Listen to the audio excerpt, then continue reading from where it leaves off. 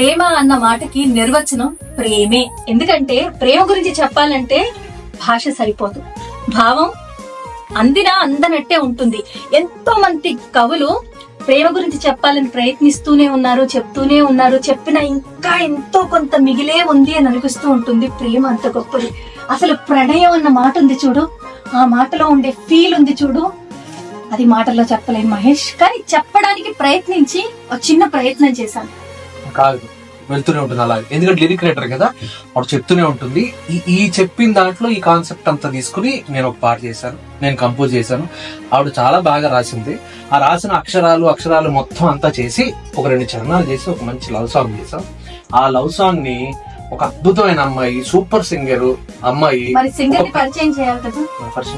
ఇప్పుడు మళ్ళీ అది కూడా పొరపాటున నా వైపు చూపిస్తావేమో, నేనే పాడానంట. అంటే మళ్ళీ దానికి ఇంట్రొడక్షన్ మళ్ళీ నువ్వు రచయిత. ఓకే, మీరు కొట్టుకోద్దు. సింగర్ ని నేనే, నా పేరు అదితి భారాజు.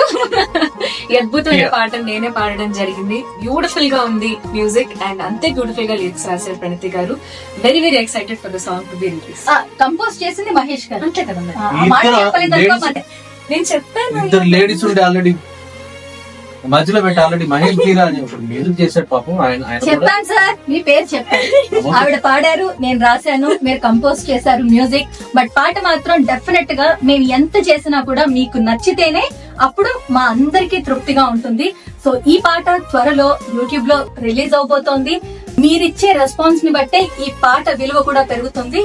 అండ్ నేను ఒకటే మాట చెప్తాను, మనం ప్రేమగా ఏ పని చేసినా ఆ పని ఖచ్చితంగా సక్సెస్ అయి తీరుతుంది అనేది నేను పూర్తిగా నమ్ముతాను. సో మేము చాలా ప్రేమగా ఈ పాట చేశాం కాబట్టి అంతే ప్రేమగా మీరు ఈ పాటను సక్సెస్ చేయాలని మనస్ఫూర్తిగా కోరుకుంటున్నాను.